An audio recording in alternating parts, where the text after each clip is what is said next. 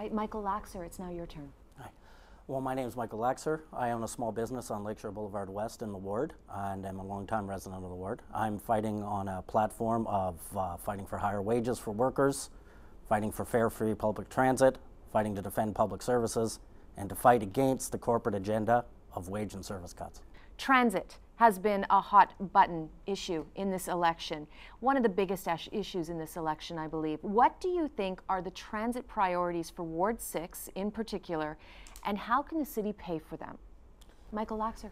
Well, actually, I've been long an advocate for the Waterfront West LRT plan, which was under David Miller's original Transit City plan, and which I was happy to see the TTC was musing about bringing back. The Waterfront West LRT is a critical instrument for the future of transportation in the ward.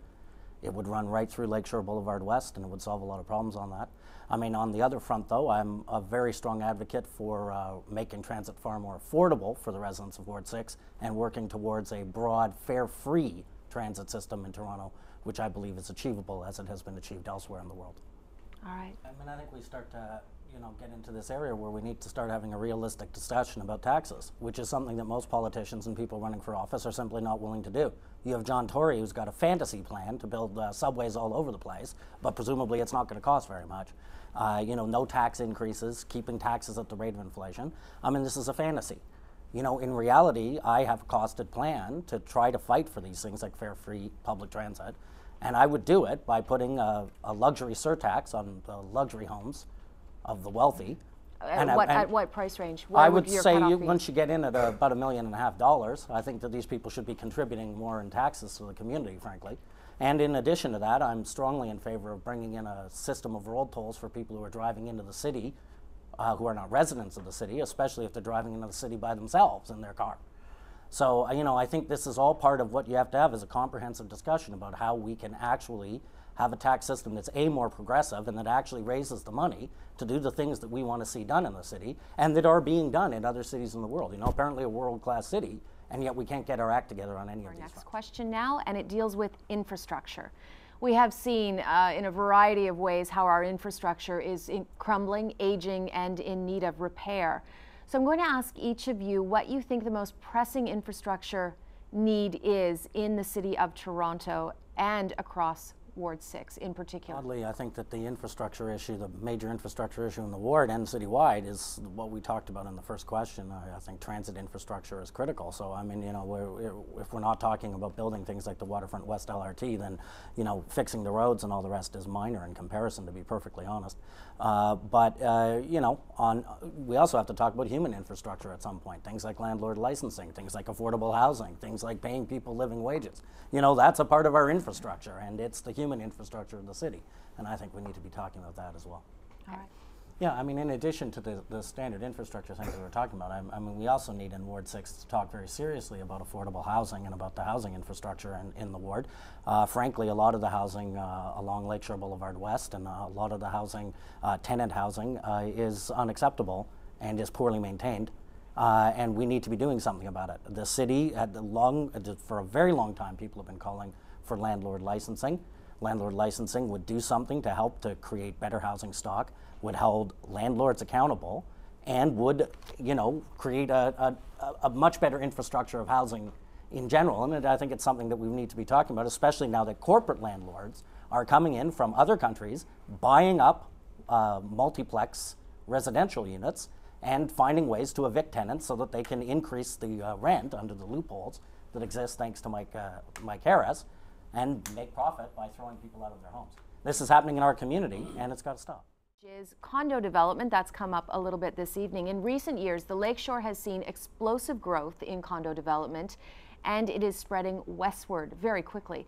Do you think the planning process has sufficiently been responsive to all the concerns of the residents, and how can it be improved? I mean, the condo residents are members of our community, right? And I'm not going to, sit around and sort of bash condominiums per se, but I would say that we have to make sure that condominium development is under local control, and part of that is taking on the Ontario Municipal Board, which really whose reign of terror, I would say, over Toronto has to be ended at some point. But in addition to that, we have to make sure that condo development does not push out low-income residents and does not push out affordable housing in the community, and there's a very real danger that it's going to do that. Okay, go ahead. I was going to say, you know, when we're talking about how the development of condos is occurring, I mean, obviously the OMB issue is a very serious one because we want to make sure that condos are allowed to develop in a way that's fitting with the various neighborhoods, and the OMB often overrides the decisions of local government, notoriously so, in fact.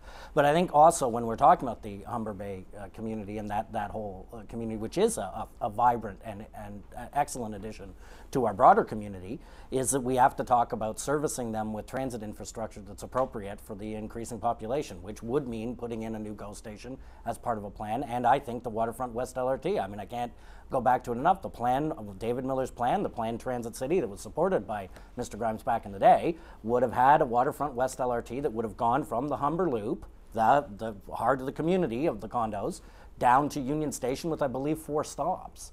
It was along Lakeshore Boulevard. You know, this is a plan that I would like to see brought back and would provide a real relief for a problem of bottlenecking in the condo community.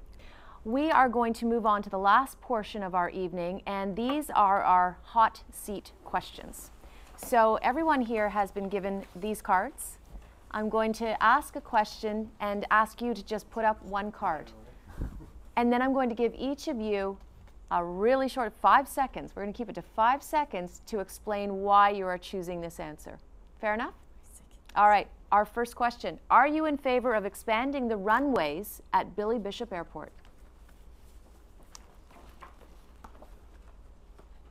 Michael, why do you say no? Well, the harborfront is for parks and arts and culture and tourism. It's not for jets. Everyone ready? Would you support road tolls on the DVP and Gardner Expressway to pay for transit? Hold up your cards, please. I think that we should look at tolls on people who are not willing to drive with more than 1 person in their vehicle. I think we should look at those tolls. Okay, we're citywide. really running out of time. Michael Laxer. Well, on October 27th, I encourage the residents of Ward 6 to join the fight. Join the fight for municipal minimum wages. Join the fight for fare, free, affordable transit. Join the fight for landlord licensing and tenant rights. Join the fight for real police accountability. Join the fight for a more democratic city hall with term limits. I want to see a different agenda for the City of Toronto, and I want to work with my neighbors and friends in the community to achieve this, an alternative to the corporate agenda of service and wage cuts. All right. Can I just have a show of hands on who does live in this ward? Okay, everyone but 2. Thank you very much, all of you, for joining us this evening. I think it takes great courage to knock on doors and try and sell yourselves as candidates, so I do appreciate it.